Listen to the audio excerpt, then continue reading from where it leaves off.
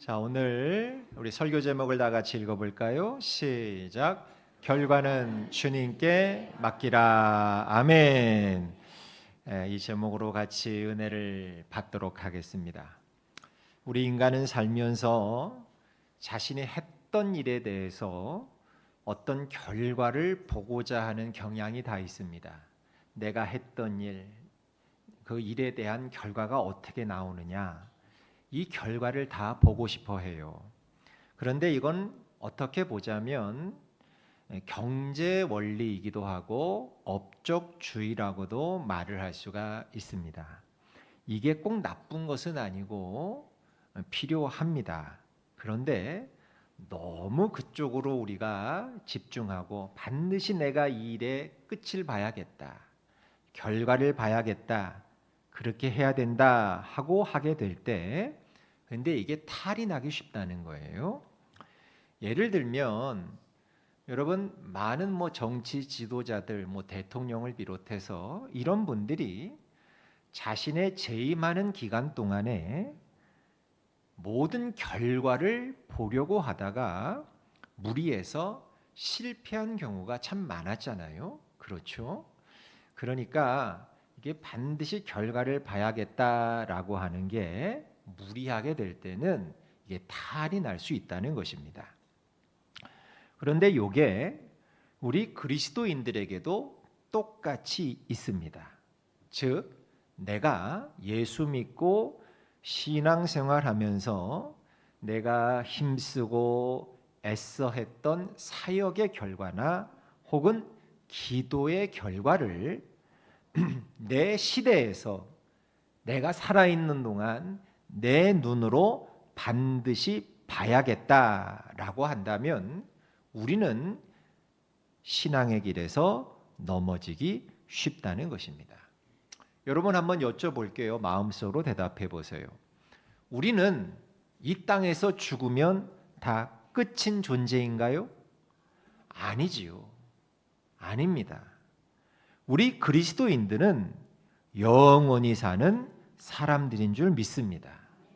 어쩌면 우리는 내가 주님을 섬기며 했던 주의 일이라든지 혹은 열심히 했던 그 기도의 결과를 내 세대에 보지 못할 수도 있어요.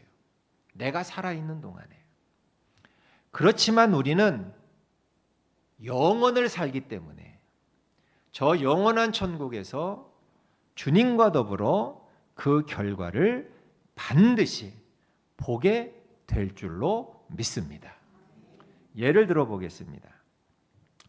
여러분, 앞서 말씀드린 업적주의, 즉 경제 원리로만 본다면 바울은 철저히 자기가 살던 그 시대에서 실패한 사람이었습니다. 경제 원리로 본다면. 오늘 우리가 읽은 본문은 그의 인생의 말년이 되어서 있던 고백입니다. 사도 바울이 말년이 되어서 그 죽음이 얼마 안 남은 시점에서 했던 고백인데, 우선 디모데후서 1장 15절에 뭐라고 바울이 얘기했는지 한번 볼까요? 시작. 아시아에 있는 모든 사람이 나를 버린 이 일을 네가 아나니. 아시아는 소아시아, 지금의 튀르키예입니다. 바울이 초창기에 이 튀르키예 소아시아에 가서 선교를 하면서 교회를 많이 세웠잖아요. 그런데 말년이 돼서 보니까 그 아시아에 있던 모든 사람들이 나를 어떻게 했대요? 버렸대요.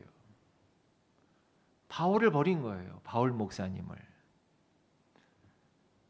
처음 복음을 전할 때 자기와 함께 했던 자도 자기를 떠났다고 고백하는 건 오늘 본문입니다. 우리 오늘 본문 4장 16절을 다시 한번 읽어보겠습니다. 시작. 내가 처음 변명할 때에 나와 함께한 자가 하나도 없고 다 나를 버렸으나 그들에게 허물을 돌리지 않기를 원하노라. 여러분 보세요. 사도 바울이 얼마나 위대한 사람입니까? 신약 성경의 절반 이상을 집필하신 분이 사도 바울이에요. 바울 목사님이에요. 이분의 위대함과 훌륭함은 이루 말로 다 할 수 없어요. 그런데 이처럼 위대한 사람 사도 바울조차도 말년에는 그 곁에 함께하는 사람, 초창기에 같이 복음을 전하고 세웠던 그 사람들이 하나도 없이 바울을 버리고 떠나버렸대요. 여러분 같으면 이런 일을 겪어도 괜찮으시겠습니까? 그런데 중요한 건 뭐냐? 바울의 훌륭한 점이 뭐냐? 바울은 철저하게 결과로부터 자유한 자였기 때문에 하나님께서 자신에게 맡겨주신 그 사명을 위해 끝까지 흔들림 없이 매진할 수 있었던 거예요. 이게 그의 훌륭한 점입니다. 디모데후서 4장 7절 유명한 말씀이죠. 시작. 나는 선한 싸움을 싸우고 나의 달려갈 길을 마치고 믿음을 지켰으니 할렐루야.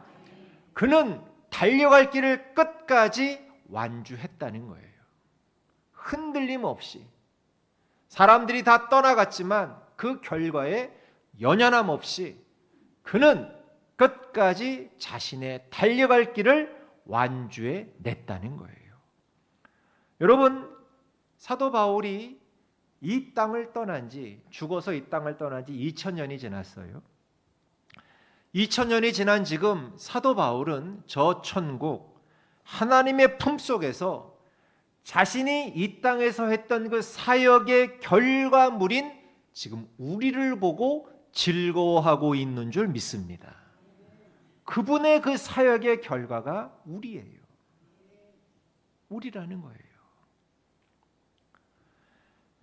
물론 그 반대되는 요셉과 같은 사람도 있습니다. 요셉은 자기 세대의 모든 결과를 다 본 사람입니다. 그가 기도했던 일들 다 이루고 눈을 감았으니까. 반면에 바울은 자기가 살던 시대에서 그 결과를 보지 못한 사람이고요. 왜? 다 떠났으니까.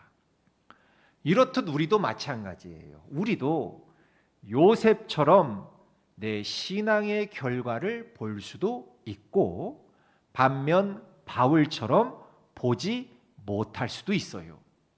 그러나 이 모든 결과와 성과에 연연하지 않고 이 결과로부터 자유할 때 하나님께 비우고 맡기는 자가 누리는 평안을 맛볼 수 있는 거예요. 사랑하는 하남성결교회 성도 여러분, 명심하세요. 나는 최선을 다할 뿐이고 결과는 주님께 맡기면 되는 줄로 믿습니다. 20세기 초 일본에 막 안수를 받은 젊은 목사님이 한 분 계셨어요. 나가노라고 하는 목사님이셨습니다. 이분이 워낙 옛날 분이라서 제가 아무리 사진 자료를 뒤져도 사진이 없어. 그런데 지금의 일본도 사실 복음화율이 형편이 없거든요. 일본이란 나라가 여러분 뭐 가보신 분들은 아시겠지만 그 조그만 동네 마을 조금만 돌아다녀도 골목마다 신상들이 그렇게 많아요. 참배하고 우상들을 섬기는 그런 신사들이 있어요. 조그만 절 같은 그런. 일본의 신의 일본 사람들이 섬기는 신의 숫자만 뭐 수천만 개가 된다고 하죠. 누구는? 지금도 이런데 그때 당시 20세기 초의 일본은 말할 것도 없습니다. 기독교인이라고는 거의 없었어요. 그러니까 나가노 목사님이 목사 안수를 받고 이제 뭘 했느냐? 어느 곳에 가서 교회를 개척할 것인가? 그래서 일본 지도를 쫙 앞에 펴놓고 기도했대요. 기도하면서 동서남북 100km 이내에 단 한 명의 교인도 없는 곳을 찾고 보니까 가나사와라고 하는 북쪽의 지역이 하나가 나오더래요. 그래서 이 젊은 나가노 목사님이 그곳으로 이제 가셔서 천막 하나 치고 교회를 개척해서 시작하신 거예요. 아내와 어린 자식 둘, 이렇게 딱 놓고 창립 예배를 드리고 교회를 개척해서 시작하신 거예요. 그런데 한 달이 지났어요. 아무도 안 와요. 2달이 지났어요. 아무도 안 와요. 6개월이 지났어요. 역시 단 한 사람도 오지 않았습니다. 여러분, 6개월 동안 교인이 아무도 오지 않으면 이거 하나님의 뜻이 아니구나 하고 포기하고 싶은 마음이 생길 법도 한데, 그런데 나가노 목사님은 그 자리를 옮기지 않았습니다. 하나님께서 자신을 그곳에 보내신 이유가 있는 줄 믿었기 때문에 그 자리를 그래서 그로부터 무려 5년 동안이나 꿋꿋이 지켰다는 거예요.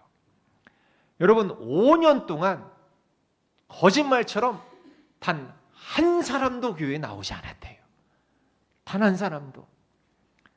그런데 5년이 지난 어느 주일 저녁이었대요. 주일 저녁 예배를 드리기 전인데 갑자기 저 천막교회 그 입구 천막을 누가 이렇게 탁 젖히면서 드디어 첫 번째 교인이 들어왔대요. 5년 만에. 누가 탁 들어오는데 아주 얼굴이 그냥 초췌한 청년 한 사람이 들어오더래요. 그러니까 이 나가노 목사님이 얼마나 감격했겠습니까? 5년 동안 맨날 사모하고 애들만 앉혀놓고 예배를 드리다가 이제 드디어 새로운 교인이 한 명 들어왔으니, 그것도 청년이 들어왔으니 얼마나 기뻤겠습니까? 감격하고, 그래서 지난 5년 동안 했던 그 어떤 설교보다도 열정적으로 설교하시고 예배를 드리셨대요. 그리고 예배가 끝난 뒤에 그 청년을 데리고 식탁에서 다 같이 둘러앉아서 사모님이 밥을 만드셔서 다 같이 저녁을 둘러앉아서 먹었답니다. 그런데 식사하는 도중에 이 청년이 갑자기 으악 하더니만 식탁 위에다가 피를 한 바가지를 쏟아내더래요. 피를. 알고 보니까 이 청년이 폐병 환자였던 거예요. 폐병 환자. 그 순간 그 청년이 피를 왁 하고 그 검붉은 시뻘건 피를 그냥 한 바가지를 쏟아낸 그 순간 나가노 목사님이 순간적으로 마음속에서 갈등이 일어났대요. 뭐 이런 사람이 다 있나. 자기가 이렇게, 폐병은 여러분 전염이 되거든요. 이 무서운 폐병을 앓고 있으면서 같이 밥을 먹다니. 아니 이거 우리 가족까지 위험해지잖아. 이러면 이 사람이 이거 당장 내보내야 되나? 이거 어떻게 해야 하지? 막 마음속에 갈등이 일어나더래요. 그런데 갈등하는 그 순간 갑자기 주님의 감동이 몰려오더라는 거예요. 주님의 감동이 나가노 목사님에게 감동이 몰려들면서, 감동이 오면서 이런 생각을 주님이 불어넣어 주시더래요. 그래도 주님께서 나에게 보내주신 첫 번째 사람이 아니냐. 나에게 보내주신 첫 번째 사람 아니냐. 그래서 나가노 목사님이 어떻게 하셨는가 하면 자기 손으로 그 청년이 토한 그 시뻘건 핏덩이를 다 치우셨대요. 그 어떤 병균이 있는 줄도 모르잖아요. 근데 그 시뻘건 핏덩이를, 식탁에 쏟은 그 핏덩이를 다 치우시고 깨끗이 닦은 다음에, 그리고 음식을 다시 가져다가 청년과 다시 계속 먹었답니다. 알고 보니까 이 청년은 그때 당시 일본의 유명한 정치인의 사생아였대요. 바람을 펴서 낳은 자식 사생아였대요. 그러니까 태어날 때부터 출신이 그랬기 때문에 얼마나 불우한 유년 시절을 보냈겠습니까? 학창 시절과. 그러다가 우연히 청년이 복음을 접하게 되어서 신학교에 들어갔고, 근데 신학교에 다니는 동안에 폐병이 걸려서 폐병 환자가 된 거예요. 그러니까 이게 전염이 되니까 학교에서 정학을 시키더래요. 신학교에서. 그리고 다니던 교회에서도 쫓겨났대요. 병원 문다고. 그러니까 이 청년이 그런 일을 당하면서 마음속으로 이를 갈면서 이런 생각을 했대요. 성경은 거짓말이구나. 예수님도 거짓말쟁이구나. 나는 누구에게 뭔가 돈도 요구하지 않고 아무것도 나는 요구하지 않았다. 그런데 단 한 사람도, 단 한 교회도 폐병 환자인 나를 그리스도인으로 대해주는 그리스도인과 교회가 없었다. 그래서 이 청년이 자살을 결심한 거예요. 근데 자살을 하기 전에 우연히 한 사람을 만났는데 그 사람이 이렇게 얘기를 해주더래요. 저 북쪽 지방에 가면 나가노라고 하는 목사님이 계신데 그분이나 한번 만나보라고. 나가노 목사님 한번 만나보라고. 그래서 이 청년이 나가노 목사님을 찾아왔던 것이고 그날 저녁에 같이 밥을 먹다가 피를 쏟았던 거예요.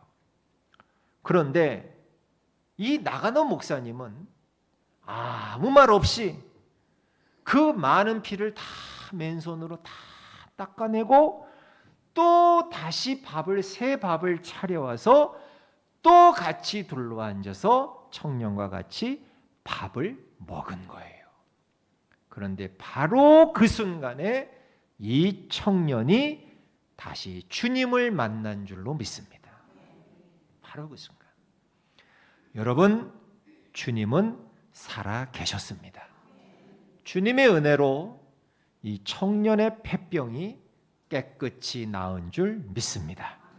그리고 이 청년이 다시 신학교로 돌아가서 이 공부하고 졸업한 다음에 이 청년이 누가 되느냐? 바로 일본 빈민들의 성자로 불리우는 카가와 도요이코 목사님이 되십니다. 이 청년이. 사진 한번 볼까요? 이 카가와 도요이코 목사님, 이 청년이 이제 이 목사님이 카가와 도요이코 목사님이 되시는데 이 카가와 도요이코 목사님은 도쿄, 고베 이 지역에서 이때 당시 일본도 굉장히 가난했거든요. 이 수많은 빈민들의 삶 속으로 직접 들어가셨어요. 깡패, 고아, 그리고 창녀들, 몸 파는 여인들. 그런 사람들이 사는 이곳으로 직접 들어가셔서 이들을 섬기며 이들을 봉사하는 삶을 이제 사셨던 거예요. 여러분 한번 여쭤볼게요. 아시나 모르겠다. 이런 빈민들이 이때 당시 빈민들이 가장 고통스러운 질병이라고 해야 되나? 질환이 하나 있었는데 여러분 그게 혹시 뭔지 아십니까? 이런 빈민들이 질환 가운데 하나가 뭐냐면 변비였어요. 변비. 왜? 충분히 영양분을 공급받지 못했기 때문에 변비에 많이 걸렸다는 거예요. 빈민들이. 가장 고통스러워했대요. 항문에 이 변이 차돌처럼 딱딱하게 굳어 있어서 나오지를 않는 거예요. 그럼 고통스러워하는 사람들이 있으면 이 카가 목사님이 어떻게 했느냐? 손에 장갑을 끼고 항문에 손을 넣어서 후벼가지고 파내줬다는 거예요. 여러분 병원에서도 이렇게 합니다. 병원에서도 이렇게 해요. 그런데 이게 워낙 딱딱해서 후벼 파도 나오지가 않으면 카가와 도요이코 목사님은 어떻게 한 줄 아십니까? 여러분 좀 놀라지 마세요. 이 목사님은 이 사람들의 더러운 항문에 자신의 입을 가져다 대고 돌처럼 굳어 있는 그 변을 침으로 녹여서 빨아내셨대요. 이 사실을 알게 된 일본 기자가 이 카가와 목사님께 이렇게 물었대요. 당신은 어떻게 그런 짓까지 할 수 있습니까? 그런 짓이래요. 그러니까 세상 사람들이 볼 땐 이건 미친 거거든. 아니 어떻게 항문에다 입을 대고 그걸 똥을 침으로 녹여가지고 빨아서 그걸 관장을 해줄 수 있느냐. 이건 그런 미친 짓인 거죠. 미친 짓. 그러니까 당신은 어떻게 그런 짓까지 할 수 있습니까? 그랬더니 카가와 도요코 목사님이 이렇게 대답하시더래요. 나는 배운 대로 합니다.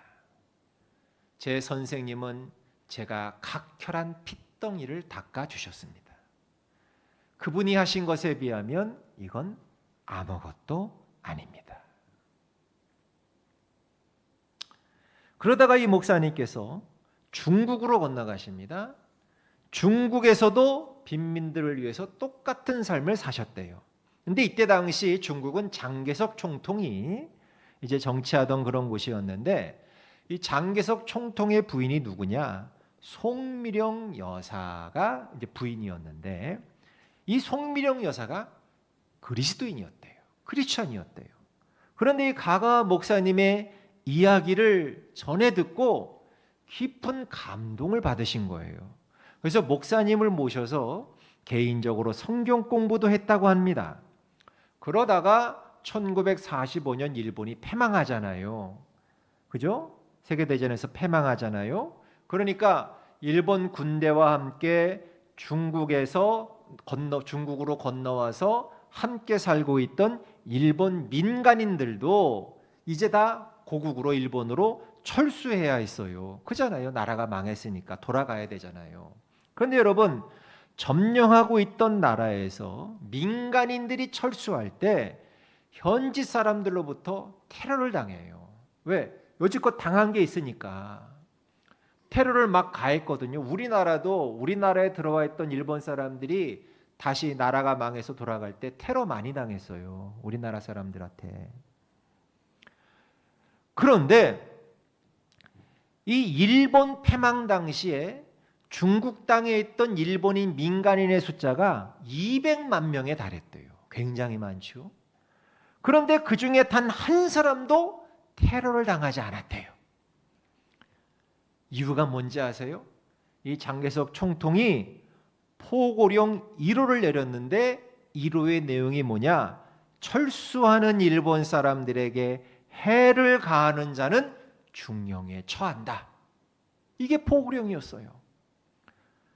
그래서 200만 명이 다 무사히 돌아갈 수 있었다는 거예요. 이런 결정이 내려지게 된 배후엔 뭐가 있을까요? 바로 카가와 도요이코 목사님의 이 섬김과 사랑과 사역에 대한 깊은 감사와 감동이 있었기 때문에, 저분이 일본 분이신데 어떻게 그럴 수 있는가? 그래서 이런 포고령 까닭에 수많은 사람들의 생명을 유지할 수 있었던 거예요. 자, 여러분 생각해 보세요. 나가노 목사님. 그 나가노 목사님은 평생에 걸쳐 한 명의 그리스도인밖에 배출하지 못했어요. 카가와 도요이코라고 하는.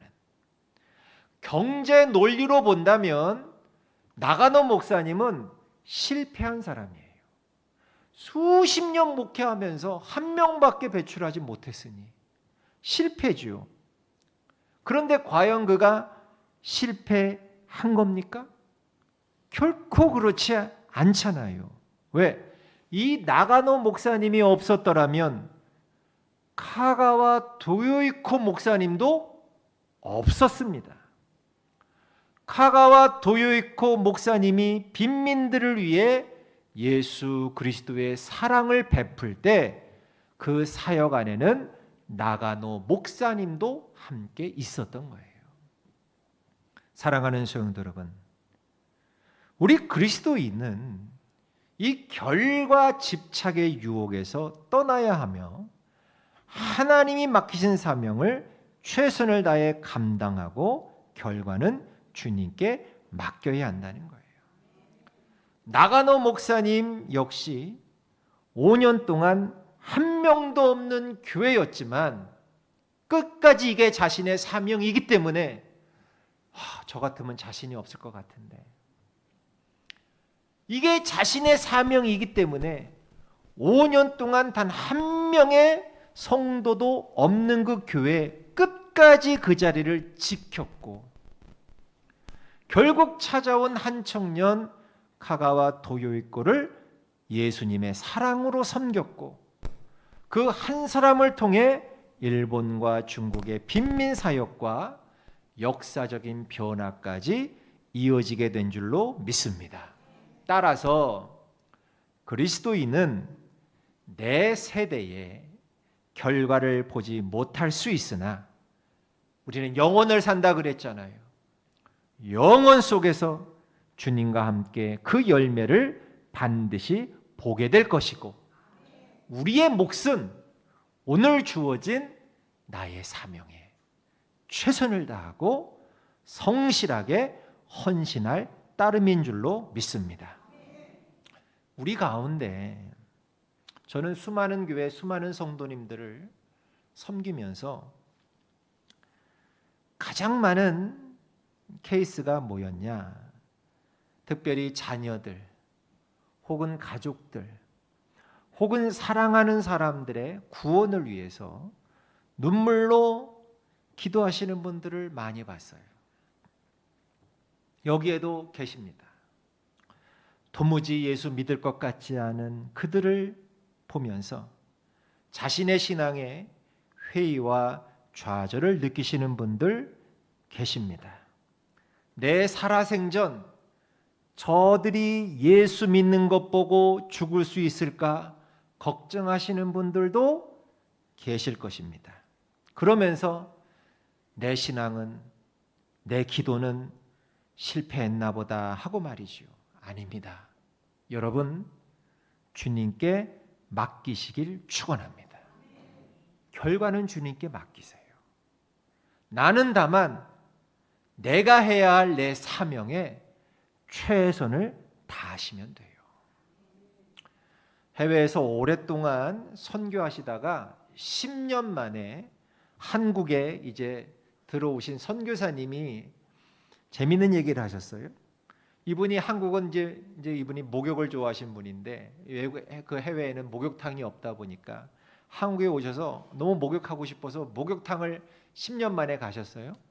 근데 목욕탕에 갔다가 새삼 그 돈 받는 카운터에 대부분 목욕탕에 적혀 있는 그 글귀를 보고 은혜를 받았대요. 뭐가 적혀 있길래 선교사님이 은혜를 받았나? 바로 이 글귀예요. 맡기지 않은 분실물은 책임지지 않습니다. 이 글귀에 은혜를 받았대요. 맡기면 책임지시는데 맡기지 않으면 하나님도 책임지지 않는다는 거예요. 여러분, 믿음은 하나님께 그 결과를 완전히 맡기는 거예요. 맡기는 거. 우리가 내가 했던 모든 일들을 하나님께 맡기지 못하면 하나님도 우리를 책임지실 수 없어요. 맡기세요. 예수님을 믿는다고 하면서도 맡기지 못하는 것은 어리석은 거예요. 그래서 어떤 목사님은 그런 말씀 하시더라고요. 맡기는 것이 실력이라고. 맡기는 게 실력이래요. 알고 봤더니 이게 실력이 아니라 맡기는 게 실력이라는 거예요. 여러분은 실력자십니까? 왜 그래? 실력자 되시길 축원합니다. 저 강남 중앙 침례교회를 담임하시는 최병락 목사님이 재미있는 일화를 하나 얘기하시더라고요. 이 목사님이 새벽 예배를 마치고 두 목사님들과 함께 운동 겸해서 자전거를 타고 한강 거기를 이제 라이딩을 하셨대요. 근데 한참을 이제 자전거를 타시다가 힘들어서 이제 벤치에 앉아서 잠깐 쉬고 있는데 한 60대 중반쯤 되시는 한 아저씨 한 분이 오시더니만 목사님이 앉아 있는 그 벤치, 목사님 옆에다가 옷에 가지고 왔던 지갑, 핸드폰을 목사님 옆에다가 딱 놔두고는 근처에 있는 철봉으로 가시더니만 막 열심히 운동하시더래요. 그런가 보다 했는데 급기야는 이분이 지갑하고 핸드폰을 목사님 옆에 그대로 놔둔 채 갑자기 배를 움켜쥐시더니만 화장실로 막 뛰어가시더래요. 그런데 한참이 되도록 안 나오시는 거야, 이분이.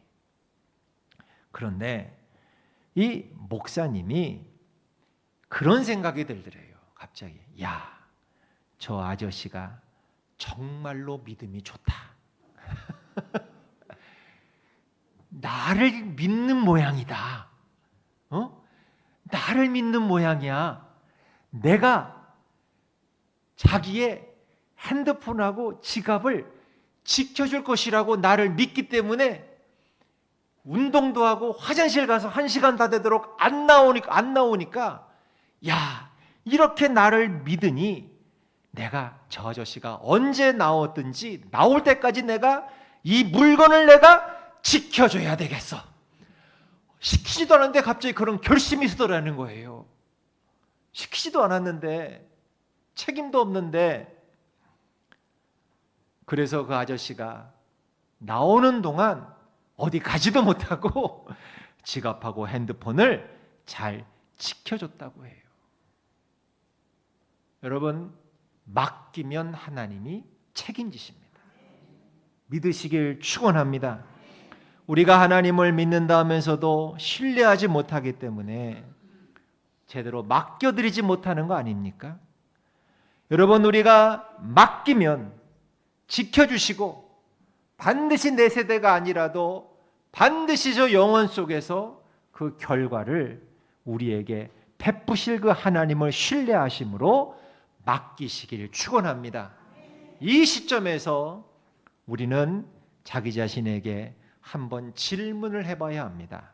여러분, 제가 모두 7가지의 질문을 여러분께 한번 드려볼 테니 마음속으로 여러분 한번 생각을 해보시고 답을 한번 해보시길 바랍니다. 깊이 있는 질문입니다.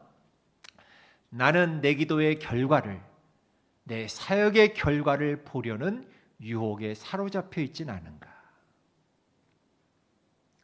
두 번째, 나는 하나님께서 맡기신 자리에 끝까지 머물고 있는가? 만약에 나가노 목사님이 5년 동안 성도가 없다고 그 자리를 떠났으면 토요일코 목사님은 없었죠. 하나님께서 맡기신 자리에 나는 끝까지 머물고 있는가? 세 번째, 나는 결과보다 오늘 순종을 더 소중히 여기고 있는가? 혹시 난 지금 결과에 나는 지금 더 매달리고 있는 건 아닌가? 오늘 나의 순종보다도. 네 번째, 넘겨주세요. 내가 떠난 이후에도 남을 영원한 열매를 위해 살고 있는가? 다섯 번째, 바울처럼, 나가노 목사님처럼 결과로부터 자유한 신앙을 가지고 있는가? 여섯 번째, 나를 통해 한 사람이 살아난다면 그것으로 충분한 믿음이 있는가? 여러분, 이 6가지 질문을 여러분 본인 스스로에게 하시면서 답을 한번 해보세요.